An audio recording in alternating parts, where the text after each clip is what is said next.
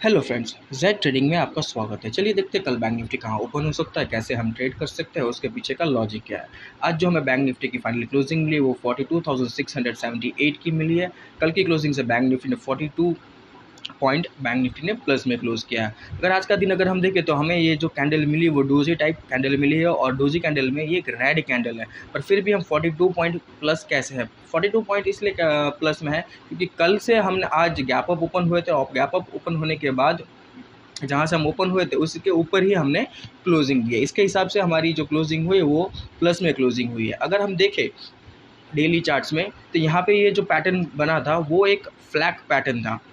ठीक है, ये फ्लैग पैटर्न जैसे ही डेली कैंडल ने इसको ब्रेकआउट दिया, ब्रेकआउट देने के बाद आज की जो ये जो डोजी कैंडल है ये यहाँ पर दर्शा रहा है कि ये यहाँ पर सस्टेन कर रहा है मार्केट। अगर मार्केट अगर 42,600 को होल्ड करता है, ठीक है, तो फिर हमें कल के दिन एक अच्छा खासा मूवमेंट देखने के लिए मिल सकता है जो हमें 43,000 और 43,150 के आसपास हमें कल के दिन हमें देखने के लिए बैंक निफ्टी में दिखाई दे सकता है। चलिए देखते हैं 15 मिनट में कल हम कैसे ट्रेड कर सकते हैं, उसके पीछे हमारा लॉजिक क्या होना चाहिए, हमारा plan of action 15 minute charts में हम देखते हैं। यहाँ पे मैं एक चीज़ बताना चाहूँगा, अगर आप नए और ट्रेडिंग और डीमैट अकाउंट ओपन करना चाहते हैं तो डिस्क्रिप्शन में मैंने लिंक दी हुई है, वहाँ पे आप जाके अपना ट्रेडिंग और डीमैट अकाउंट ओपन कर सकते हैं। ज़ीरोधा या फायर्स में आप अपना ट्रेडिंग और डीमैट अकाउंट ओपन कर सकते हैं। अगर आप चाहें तो आप मेरे टेलीग्राम चैनल पे भी ज्वाइंट हो सकते हैं। वहाँ पर मैं हर चीज़ प्रोवाइड करता रहता हूँ कि मार्केट कैसे ओपन हुआ है, कैसे कौन सा स्ट्राइक प्राइस में मैं काम कर रहा हूँ, उसके बारे में यहाँ पर मैं बताता रहता हूँ। अगर हम देखें कल के, अगर हम आज का दिन देखें तो आज का दिन हमें गैप अप ओपन हुआ। गैप अप होने के बाद कल का जो स्विंग लो था उसके नीचे हम आज वहाँ पर हमने सपोर्ट लिया। सपोर्ट लेने के बाद हमें एक अच्छा खासा एक 150 से 250 पॉइंट का एक मूवमेंट भी दिखाई दिया। अगर आज का दिन देखें तो हमें एक एम पैटर्न भी दिखाई दे रहा है यहाँ से। कल के लिए अगर हम देखें तो फिर हमारे लिए सबसे बेहतरीन ट्रेड रहेगा अगर मार्केट 42,600 से लेकर अगर 42,800 के बीच अगर ये ओपन होता, अगर ये 200 पॉइंट के बीच अगर ओपन होता है, ये जो 200 पॉइंट रहेंगे ये हमारे लिए नो ट्रेड जोन रहेंगे।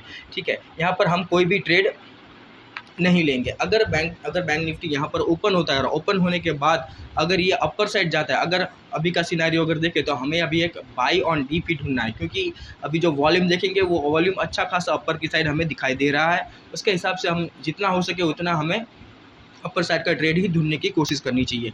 अगर ये 42,800 को अगर ये ब्रेक करता है तो सबसे पहला हमारा रेसिस्टेंट रहेगा 42,951, दूसरा मेरा रेसिस्टेंट रहे और टारगेट रहेगा 43,122 और तीसरा मेरा रेसिस्टेंट और टारगेट रहेगा 43,236। ये 3 टारगेट के लिए मैं कल जाऊंगा। अगर बैंक निफ्टी अगर इस साइड ओपन होता है 42,800 को अगर ये ब्रेकआउट करता है तब मैं अपर साइड के लिए ये 3 टारगेट के लिए जाऊंगा। अगर ये 42,600 को अगर ये ब्रेक डाउन करता है तो फिर मेरा सपोर्ट और मेरा पहला नीचे का टारगेट रहेगा 42,480, दूसरा मेरा सपोर्ट और टारगेट रहेगा 42,386, तीसरा मेरा सपोर्ट और टारगेट रहेगा 42,246 का। ये 3 टारगेट रहेंगे अगर ये 42,600 को अगर ये ब्रेक डाउन करता है।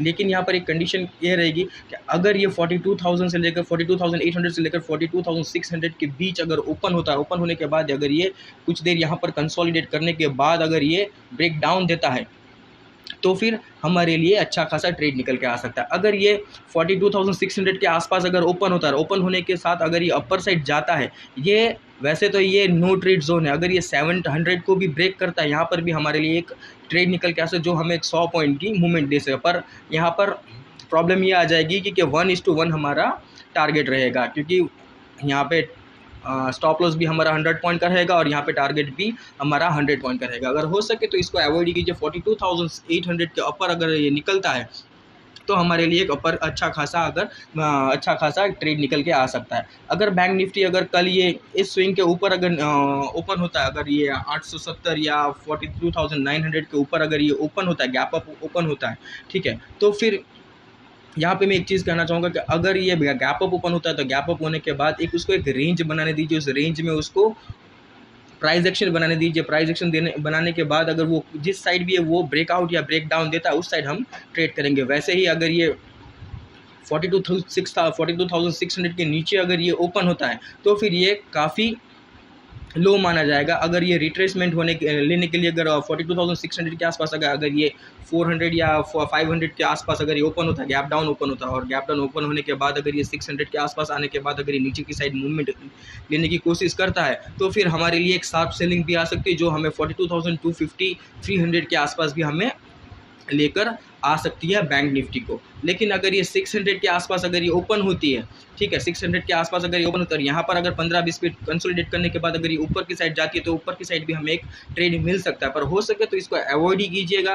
800 के बाद 800 के आसपास अगर आता है, और 800 के आसपास आने के बाद अगर कुछ देर यहाँ पर 15-20 मिनट या आधा घंटा यहाँ पे होल्ड करने के बाद अगर ये ब्रेकआउट देता है, तो हमारे लिए सबसे बेहतरीन ट्रेड यही रहेगा। अगर आप चाहें तो आप मेरे टेलीग्राम चैनल पर भी ज्वाइन हो सकते हैं, वहाँ पर मैं डेली अपडेट करता रहता हूँ।